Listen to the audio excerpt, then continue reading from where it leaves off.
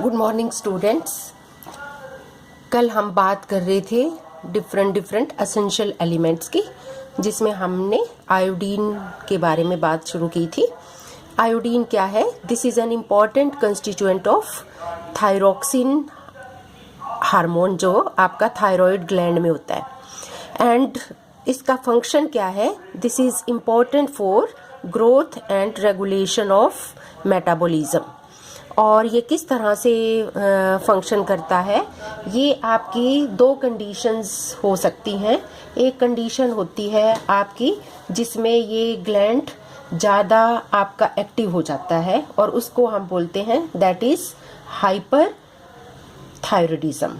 यानी कि इसमें क्या होगा? You will feel yourself more energetic, और you can say excess of the thyroid hormone will be there. और इसमें मेटाबॉलिज्म जो है वो फास्ट हो जाएगा, और फास्ट मेटाबॉलिज्म होगा तो वेट रिड्यूस होना शुरू हो जाएगा। दूसरी कंडीशन क्या है? Second one is the hypothyroidism. Hypothyroidism में क्या होगा?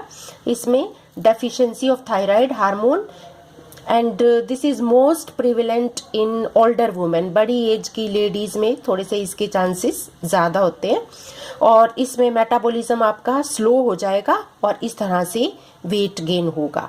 तो ये आपकी जो डिजीज कॉज करता है, इसकी एक्सेस होने से या आपके डेफिशिएंट होने से इस तरह से फंक्शनिंग डिस्टर्ब होती है, यानी ओवरऑल रेगुलेशन करता है किसकी? मेटाबॉलिज्म की। तो मेटाबॉलिज्म डिस्टर्ब होता है, और इसकी deficiency the disease caused is known as goitre. Goitre क्या है? This is the abnormal functioning of this thyroid gland, and this is the structure of your thyroxine। यहाँ पर आपके 1 2 3 4 आपके आयोडीन अटैच्ड है। these are ortho position to this hydroxyl group, and this is all about the iodine. Next we are coming to the phosphate. As you know, phosphate mainly it is present in the bones, and apart from this it function as in the regulation of the pH of the blood। उसको भी ये control करता है pH को। and you know ATP molecule जो आपका energy molecule है, उसका भी एक इम्पॉर्टेंट कॉन्स्टिट्यूएंट है ये। और ATP किस में यूज होता है? This is used in the metabolism of this carbohydrates, fats, proteins and vitamin etcetera. उनके ब्रेक डाउन से, ATP के ब्रेक डाउन से ही एनर्जी रिलीज होती है, जो नॉर्मल बॉडी की फंक्शनिंग के लिए यूज होती है। एंड नॉर्मल जो फॉर्मेशन है बोन्स की, that not only depend on the phosphate, and you know calcium और जो विटामिन डी है, this also play an important role for the normal formation of bones, because it depends on the amount of all the three: dietary phosphorus, calcium, as well as the availability of the vitamin D. And this was all about the phosphate. Now we are coming to the another important and essential elements. These are calcium and magnesium.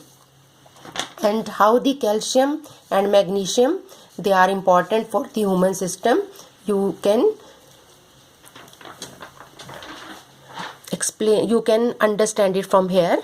These are mainly present in bones and in form of calcium के carbonates and phosphates.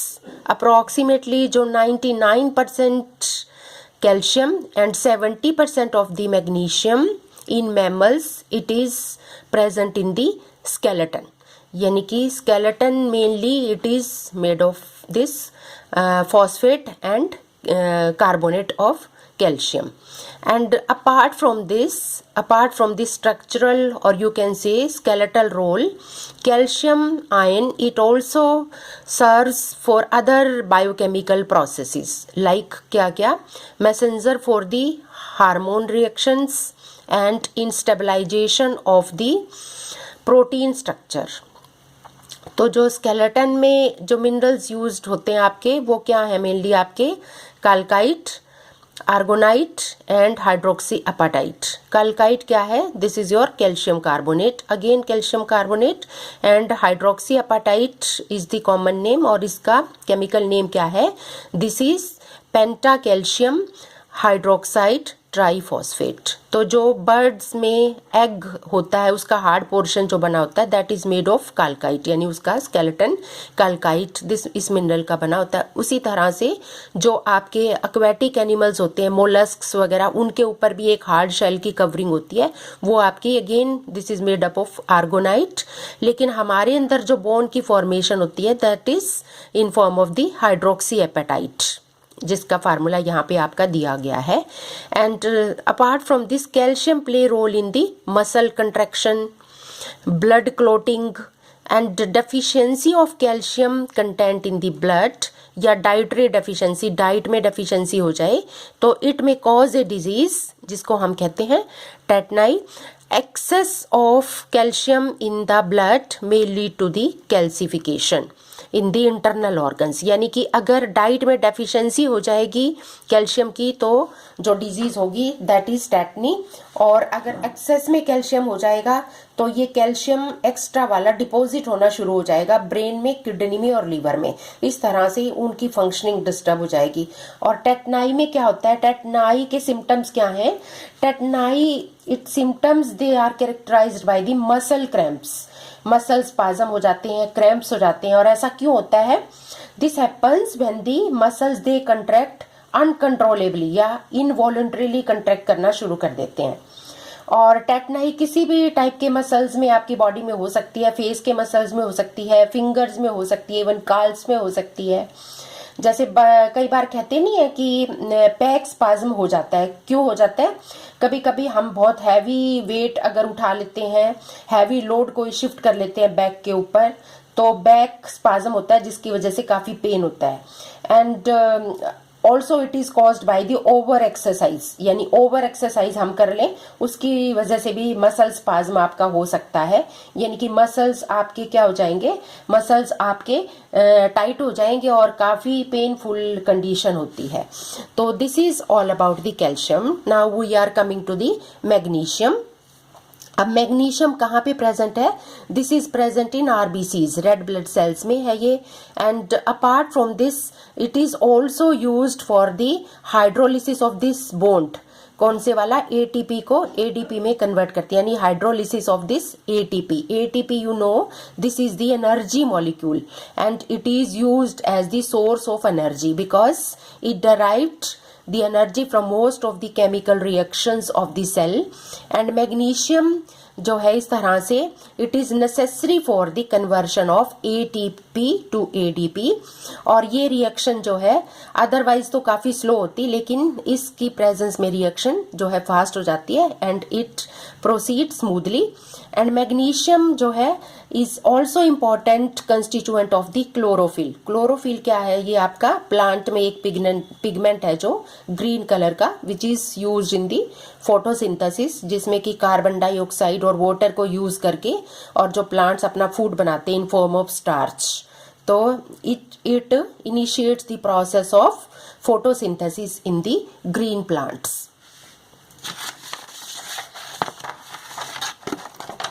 Now we are coming to another important essential mineral जो आपका है that is the copper। Copper क्या है? You know copper is third biologically important transition metal after iron. क्योंकि हमने एक example लिया था 70 kg ह्यूमन बॉडी वेट है, तो उसमें आयरन अबाउट आपका 4 ग्राम से लेके 4.4 ग्राम तक वेरी करता है। जिंक आपका 2 gram and copper is nearly 8 milligram. तो इसका मतलब ट्रेस एलिमेंट्स में से सबसे ज़्यादा आयरन, फिर आपका जिंक हो गया और फिर थर्ड नंबर पे आपका कॉपर हो गया। इतनी अमाउंट यानी 8 mg इतनी अमाउंट आपको कॉपर की डेली रिक्वायरमेंट है। Excess of copper is highly poisonous to fish, यानी एक्वेटिक एनिमल्स के लिए भी काफ़ी अगर एक्सेस में हो जाए कॉपर तो इट इज़ पॉइजनस। तो इसीलिए कई बार कहा भी जाता है कि फिश पूल्स में कि कॉपर के कॉइन्स फेंकने से मतलब गुड लक जो है वापस चला जाता है। कई बार कहते हैं ना कि फिश को मछली को दाना वगैरह डालो या आटा डालो तो उससे good luck will be attacked. और यहाँ पे क्या होता है, जैसे अगर कॉपर के कॉइन अगर पानी में फेंक दे तो दैट विल बी पॉइजनस और you can say that will मतलब good that that will not give you the good luck. And another one is that illness is caused by excess of copper. अगर copper की diet में ज़्यादा amount हो जाए तो एक disease that is known as Wilson's disease ये हो जाएगी. एंड इसमें क्या होता है, in it there is accumulation of copper. Extra वाला जो कॉपर है वो लीवर, किडनी और ब्रेन की फंक्शनिंग को डिस्टर्ब करेगा, क्योंकि वहां पर कॉपर की एक डिपोजिशन स्टार्ट हो जाएगी. तो ऐसे पेशेंट्स को यानी विल्सन डिजीज को कैसे ट्रीट किया जाता है, ऐसे पेशेंट्स में EDTA यानी इथाइलिन डायमीन टेट्राएसिटिक एसिड एडमिनिस्टर कर देते हैं बॉडी के अंदर. और इससे क्या होगा, EDTA के साथ कॉपर की रिएक्शन होने के बाद एक सोल्यूबल कॉम्प्लेक्स बनता है और वो that can be excreted out harmlessly into the urine. और इसी तरह से जो है कॉपर के कुछ और भी फंक्शंस हैं, जैसे यू कैन राइट डाउन. यहाँ पर मैंने शो नहीं किए, वो इसमें रह गए. हाँ, नेक्स्ट उसमें I am showing it to another page. यहाँ पर ये लिखे हैं, copper is an important constituent of the haemocyanin. Haemocyanin क्या होता है, जैसे हमारी बॉडी में हीमोग्लोबिन होता है ऑक्सीजन कैरिंग पिगमेंट, इसी तरह से जो इंसेक्ट्स होते हैं उनमें ऑक्सीजन कैरिंग पिगमेंट का क्या नाम है, हीमोसियानिन. और जैसे हमारा haemoglobin mainly it is made of the iron, तो हीमोसियानिन का मेन कंपोनेंट क्या है आपका, copper. And it supply the oxygen to the aquatic animals. Apart from this copper containing enzyme, they play important role in the pigmentation of skin का जो color है, that is because of this, and functioning of the brain also. And deficiency of copper in human body may cause anemia. अब anemia क्या होता है, जहाँ पर iron की डेफिशिएंसी हो जाती है. कई बार तो हम सोचते हैं कि आयरन नहीं लेने से ही आयरन की डेफिशिएंसी होती है, लेकिन कॉपर की डेफिशिएंसी से भी आयरन की डेफिशिएंसी हो सकती है. वो कैसे, क्योंकि कहीं ना कहीं आयरन के एब्जॉर्प्शन को एनहांस करता है कॉपर. और anaemia, this is characterised not only by marked decrease in the total iron और दी हेम कंटेंट, यानी कि ये तो होता ही होता है, आयरन का कंटेंट तो कम होगा ही होगा ब्लड में और टिश्यूज में, but also by increased amount of the free porphyrin in the erythrocytes. Erythrocytes क्या है, आपके रेड ब्लड सेल्स जिसमें आपका हीमोग्लोबिन पिगमेंट होता है, और वो हीमोग्लोबिन क्या है, पोरफायरिन के साथ अटैच्ड है आपका. तो यहाँ पर हेम पार्ट नहीं होगा, यानी आयरन की अगर डेफिशिएंसी होगी तो फ्री पोरफायरिन्स जो है वो आपके इसमें हो जाएंगे अरिथ्रोसाइट्स यानी कि रेड ब्लड सेल्स में. And next we are coming to the chromium. Chromium is also an essential trace elements. और ये किस में यूजफुल है, this is useful in the glucose metabolism, यानी कि ब्लड के अंदर ये ग्लूकोज के लेवल को मेंटेन करता है अलोंग विद दी इंसुलिन के साथ मिलके. लेकिन copper 3 oxidation state, this is used for this glucose metabolism. अगर कॉपर की 4 oxidation state, this is very much poisonous and this is toxic और you can say carcinogenic. Carcinogenic का मतलब होता है cancer causing. Next we are coming to this molybdenum. It is the constituent of several enzymes which are used in nature for the nitrogen fixation and nitrate reduction. और आजकल latest research जो कुछ और आई है जिन्होंने प्रूव किया है कि selenium this is a good antioxidant. इसी तरह से boron is helpful in controlling the osteoporosis. Osteoporosis क्या होता है, जिसमें बोन्स के अंदर छोटे छोटे होल्स बन जाती है, यानी कि बोन्स होलो होनी शुरू हो जाती हैं, खोखली होनी शुरू हो जाती हैं, और जिसकी ये भी बड़ी पेनफुल कंडीशन है. और ज़्यादातर लेडीज में 50 की एज के बाद इसके चांसेस ज़्यादा होते हैं. एंड लिथियम क्या है, lithium protects from the depression, और तो इसलिए lithium this is helpful in maintaining the cheerful mood controlling भी हम कह सकते हैं लिथियम को. Now we are coming to the zinc. Zinc is essential for normal growth and development of the body of the mammals. And it is used in near about 70 enzymes of the animals and plants. You can guess कि कितनी important element है ये. It behaves as a stronger Lewis acid. Lewis acid क्या होते हैं, bases क्या होते हैं, you know it very well, towards many biomolecules of the biochemical reactions. And zinc containing enzymes mainly कौन कौन से आपके, जिसमें एक कार्बोनिक एनहाइड्रेज है. ये कहाँ पर यूज होता है, this play very important role in the respiration. Because कैसे, जो कार्बन डाइऑक्साइड और वाटर के साथ जो आपका कार्बोनिक एसिड बनेगा, ये otherwise this reaction is very slow. लेकिन ये अगर कार्बोनिक एनहाइड्रेज अगर इस एंजाइम की प्रेजेंस में रिएक्शन होगी तो this reaction is very fast. So you can से this enzyme it catalyse the slow carbonic acid carbon dioxide equilibrium reaction. And enzyme has, इसमें क्या होता है, इस एंजाइम में एक आपका सेंटर में जिंक एटम होगा और इसका मॉलिक्यूलर वेट नियर अबाउट 30,000 है. और carbonic anhydrase actually it is a 4 coordinated compound है जिसके सेंटर में जिंक है, जिसमें 2 ऑक्सीडेशन स्टेट है जिंक की. और उसमें 3 लिगेंड्स कौन से हैं आपके, नाइट्रोजन है जो इमिडाजोल रिंग के हैं. और जो नाइट्रोजन ये कहाँ से आ रहा है, this is coming from the histidine residue जो प्रोटीन है उससे. एंड 4th जो लिगेंड है that is your water.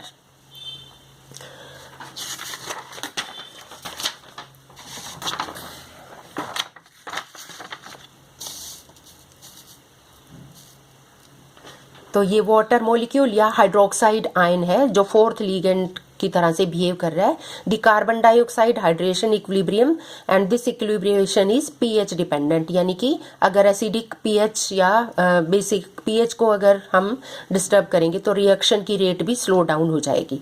Next one is carboxy peptidase. इसके नाम से ही आपको पता लगता है कि पेप्टाइडेज मीन्स जो पेप्टाइड बॉन्ड को ब्रेक डाउन करे. और कार्बोक्सी क्यों कहते हैं इसको, कार्बोक्सिल एंड पे मेनली ये अटैक करेगा. तो ये भी एक zinc contain, this is also an zinc containing enzyme. और ये मेनली कहाँ पर है आपका, this is present in the pancreatic juice. क्योंकि ये किसकी डाइजेशन में हेल्प करेगा आपकी, ऑब्वियसली पेप्टाइड किसकी चेन होते हैं, these are the chains of the proteins. Proteins यानी कि किससे बने होते हैं आपके, पेप्टाइड चेन से. और पेप्टाइड किससे बने होते हैं, स्मॉल स्मॉल अमीनो एसिड से. तो ये प्रोटीन की ब्रेक डाउन में हेल्प करता है ये. और you can say it helps in the digestion of protein animals and plants दोनों टाइप के. And its function is to catalyse the hydrolysis of the peptide bond.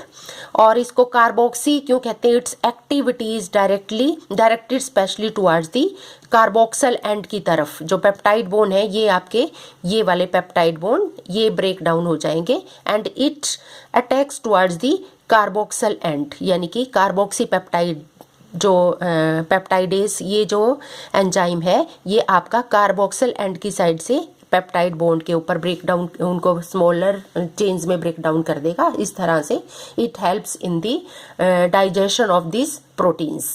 And deficiency of this enzyme में cause loss of appetite. Obviously जब proteins का digestion नहीं होगा तो उससे loss of appetite होगा. एंड हाउएवर एक्सेस ओवरडोज में cause, और एक्सेस में अगर ये हो जाए आपका कार्बोक्सी पेप्टाइडेज तो it may cause diarrhoea and vomiting. Next we are talking about this molybdenum, जिसकी पहले भी हमने बात की है, ये आई थिंक रिपीट हो गया है यहाँ पर. This is also essential trace element for all the organism. And its axis में cause deficiency of copper in biological system. It means it help in the absorption of the copper. And